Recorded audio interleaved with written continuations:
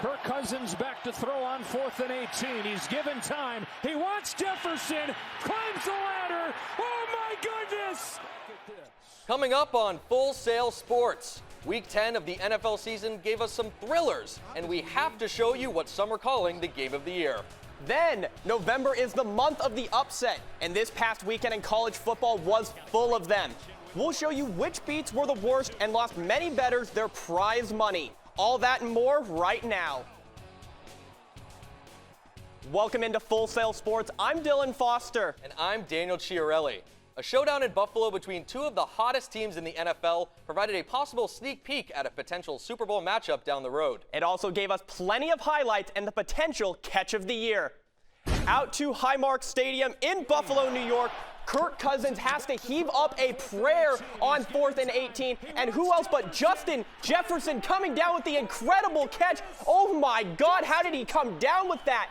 Getting the Vikings drive to advance down the field. Kirk Cousins finds Jefferson once again, gets inside the 5. 4th and goal on the half-yard line. Cousins is stuffed. Vikings say he's in. The Bills say no. And the official says it is no good. The Vikings are stopped. But the Bills fumble the ball inside the end zone, and Vikings say they have it.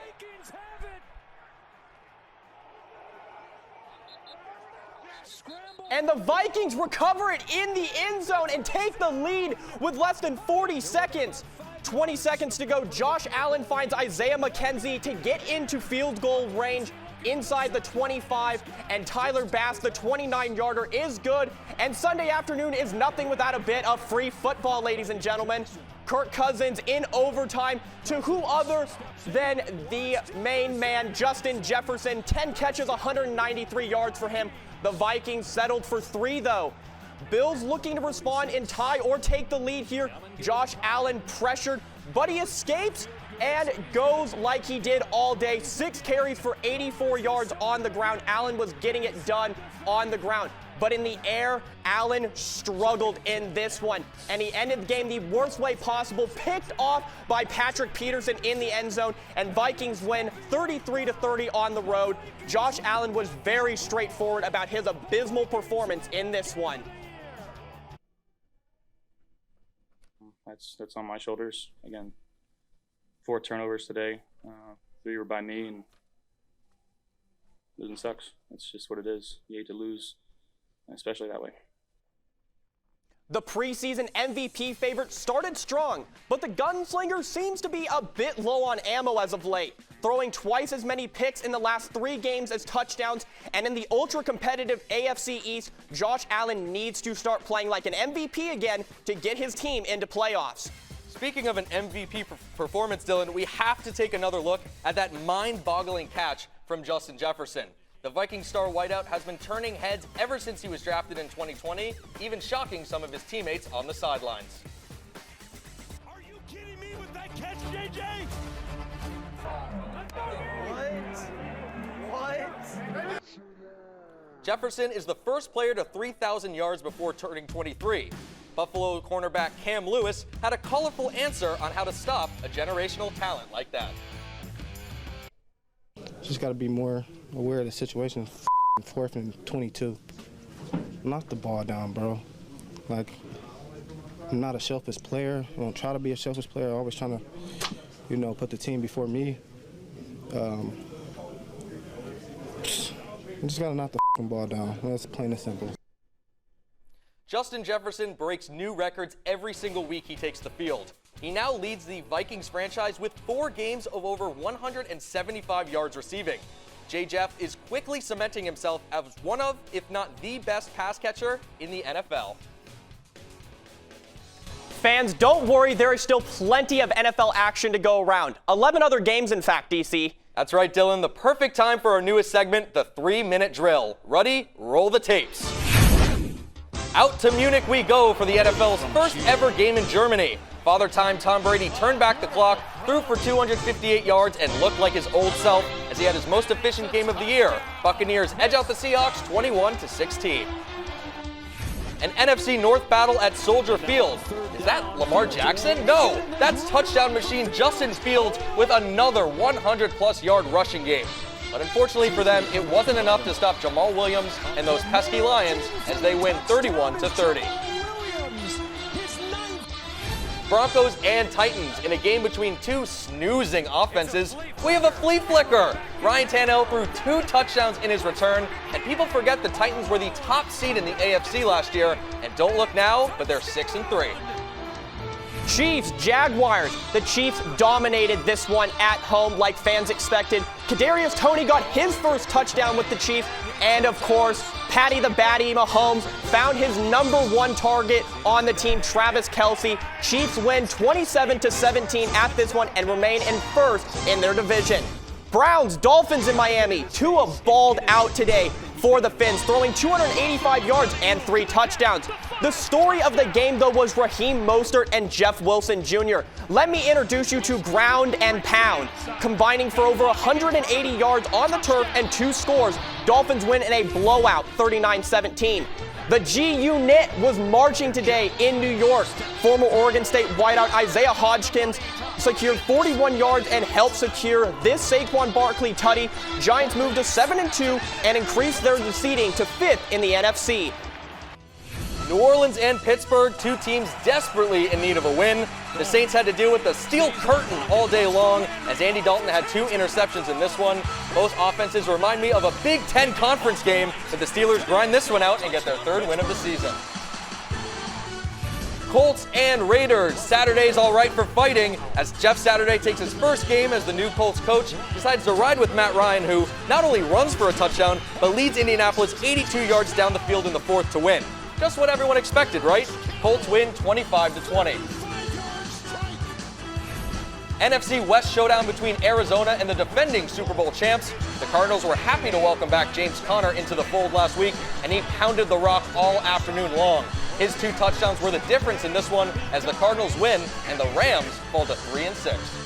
Packers, Cowboys. Cowboys were 195-0 when leading by 14 in the 4th quarter. Well, Christian Watson had not 1, not 2, but 3 reasons to lead the Pack to victory. And Mason Crosby, who's automatic within 30 yards, nails the overtime field goal. Packers break their 5-game skid, 31-28. Football in the Bay on Sunday night. Jimmy G set his team up for success in this one, throwing for over 200 yards.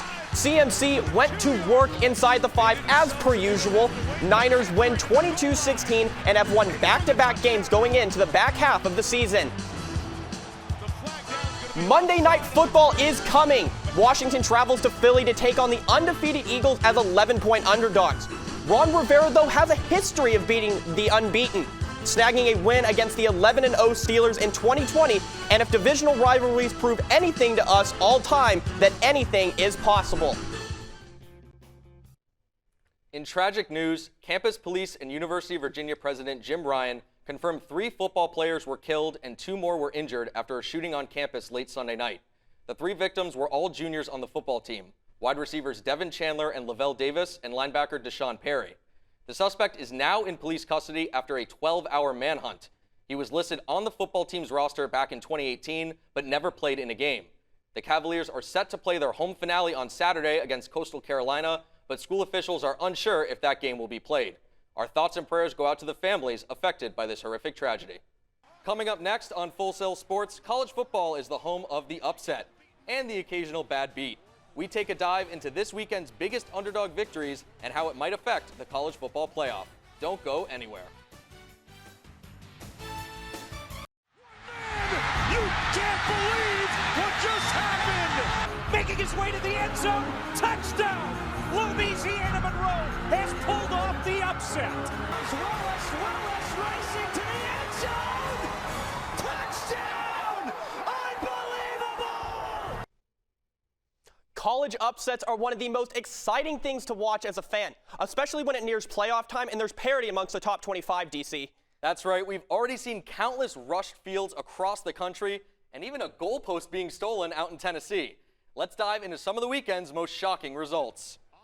Out to Champaign, where the Fighting Illini, who sport a top 10 defense in the nation, were shocked by the Boilermakers from Purdue. Purdue scored the most points against Illinois this season with 31. Illinois controlled their own destiny before this game, but are now tied with Purdue for first place in the Big Ten West. Vanderbilt hadn't won an SEC conference game since 2019, but a last-second touchdown strike from Mike Wright broke that streak. While it was one of the biggest wins in program history for them, Kentucky fans were shocked. After being ranked number 7 in the country back on October 1st, Kentucky has gone 2-3. In the ACC, the Wolfpack cruised out to a 14-point lead early against the BC Eagles, but then they took their foot off the gas. Boston College came roaring back in the second half and beat the buzzer on this touchdown lob to Joseph Griffin Jr. The Eagles were 18-point underdogs in this game, but managed to knock off a ranked opponent for the first time since 2014. DC, somebody let the cat out of the bag in UCLA. The Arizona Wildcats beat their first top 25 opponent of the season after being 20-point underdogs. Arizona took the lead and ran with it in this one, scoring 10 points in the final 6 minutes of the game to cap off their most impressive win of the season in Pasadena, California. Ooh, Duck fans, plug your ears! After being 12-point favorites in this one and controlling your destiny to get into playoffs, Michael Penix Jr. took the better of Dan Lanning's defense, throwing over 400 yards and 2 touchdowns. Just remember, Oregon fans, there's a reason it's called the Beaver State. There were some other pivotal upsets this week in college football. University of Connecticut upset Liberty at home as 13.5-point underdogs, one of the biggest upsets of Week 11. Marshall took the lead and never looked back in their matchup against App State. And finally, on Mountain West After Dark, San Diego State pummeled San Jose State at home. All 3 winners in these matchups are taking themselves to a bowl game. Coming up next, Madison Square Garden hosted UFC 281 and had some of the craziest finishes we've seen this year in MMA. I'll be joined by our analyst Parker Wade live at MSG to break down some of the biggest stories coming out of the event. Right back after this.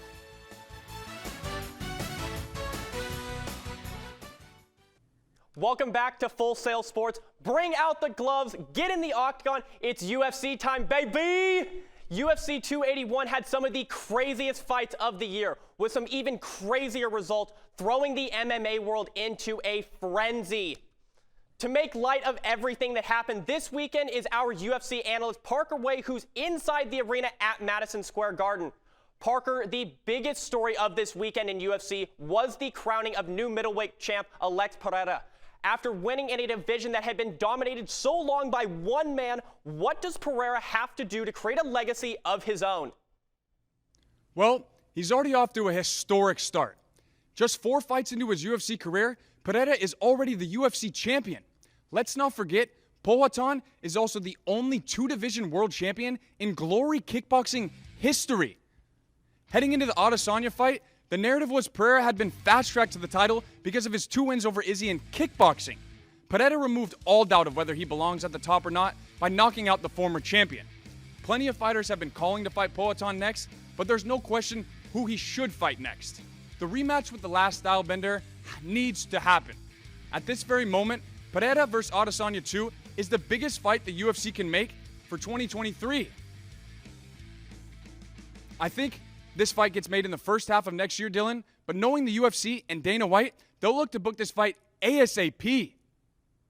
Absolutely. And the other massive fight this weekend was Dustin Poirier and Michael Chandler. Poirier claimed his 21st UFC victory all-time with a nasty rear naked choke in the 3rd round.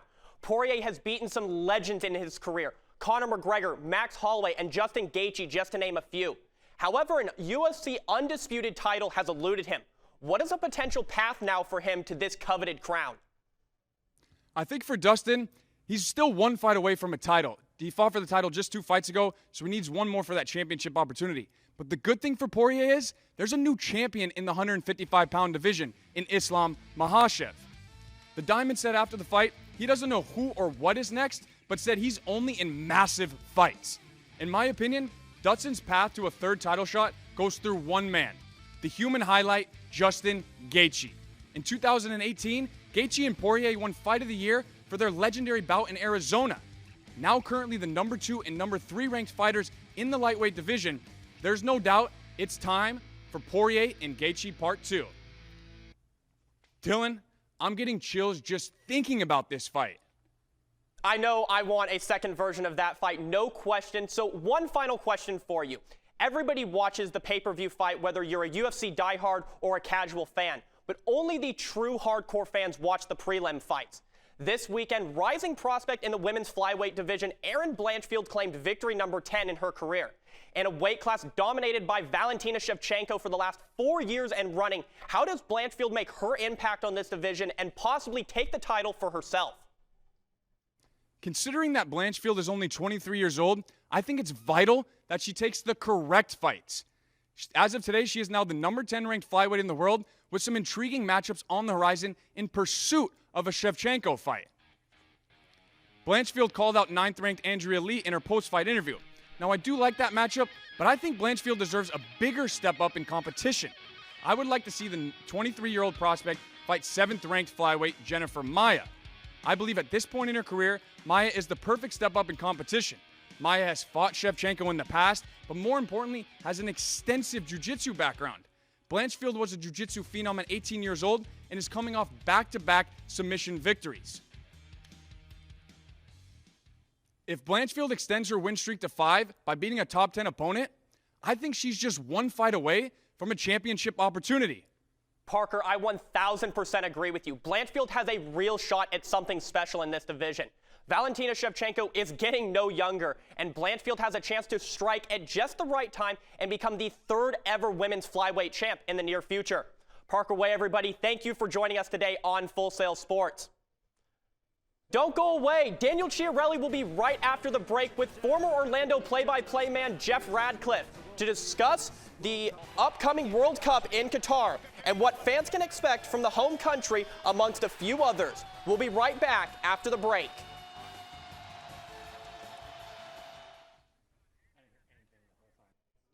Welcome back to the show. The 22nd edition of the World Cup kicks off this Sunday from the Middle East, and the United States hopes to make a splash at one of the world's most watched events. We now welcome on former Orlando City play-by-play announcer Jeff Radcliffe to the show. And Jeff, all eyes will be on the home country of Qatar as they host and play in their first ever World Cup. Yeah, you're right, Desi, and a lot of eyes for a number of particular reasons. Now, the host nation typically plays that very first game, and only once has the host nation not gotten out of group play. That was back in South Africa in 2010. So there is an expectation. You have an easier draw when you're that home nation. The Qataris are known as the Maroon. They actually came to the United States to play the Gold Cup in 2021. They lost in the semis to a USA B squad. 7 Qatari players in that game are naturalized from other countries. You're talking about players from France, Egypt, Senegal, teams that did not make the World, like some African teams that did not make the World Cup. So this is their chance to play internationally, or maybe it's some players from some other countries that aren't good enough to play their national roster. So they've got some talent.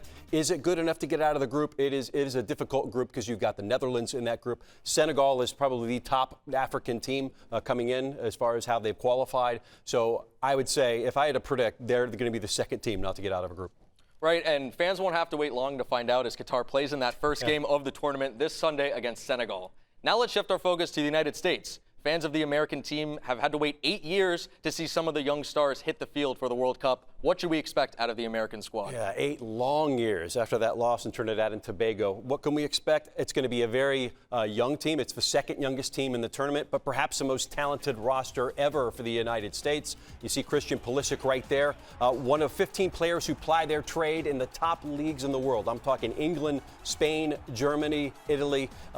In the past, we've had a smattering of players that did not play just domestically, but tons of pressure on Pulisic, of course, to be the leader. Gio Reyna, he was the son of Claudio Reyna, one of the best players in U.S. history. He plays at Dortmund and a very, very skilled player. Tyler Adams, Weston McKennie, Brendan Aronson are that midfield. They're going to be key to making a quarterfinal run. If they don't play well, I think the U.S. could blow up in spectacular fashion.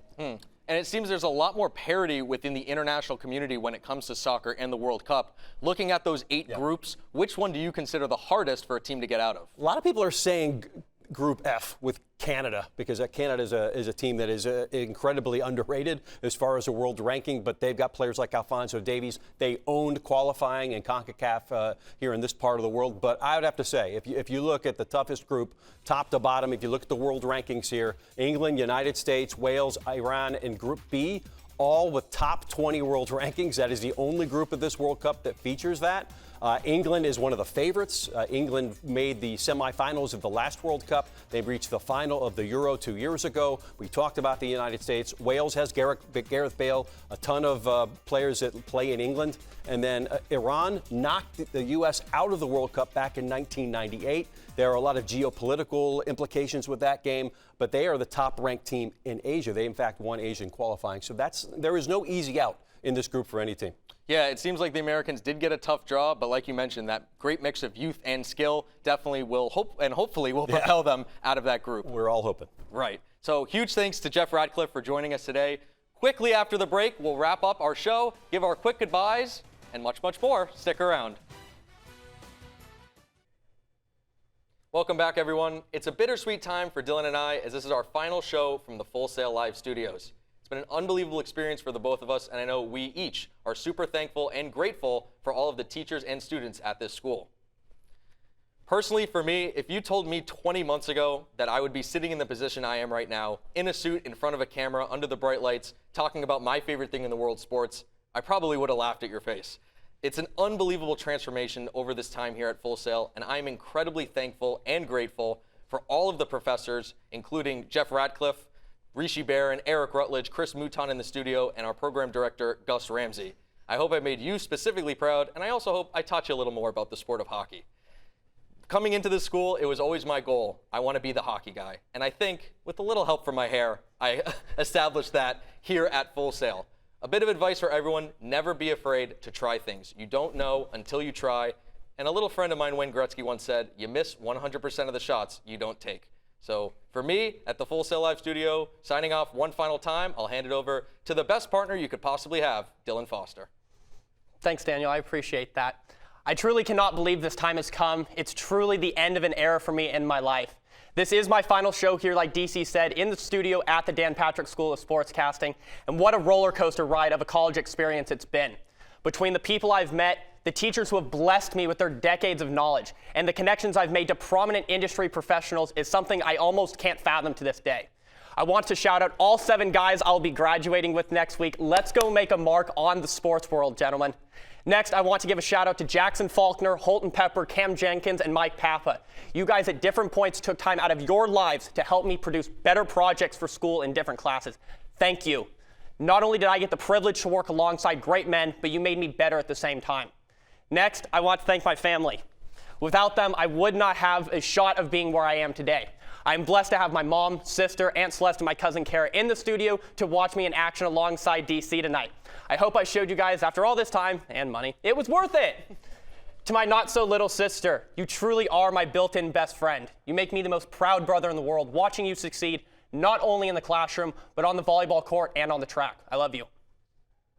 To my mother, words will never describe what I think of you. After the passing of Dad almost 1 year ago, you have remained strong and beaten many battles, whether you felt like it or not. You are the epitome of a caring, loving, genuine mother that only wants the best for everyone around her. I love you. Finally, to my father, I did it. It looks like all the long talks about being a man finally paid off, and following your dreams is the good thing to do in life, because here I am. You taught me more in 20 years of life than I ever thought would be possible, and there will never be a day on this earth that I go without thinking of you in some way.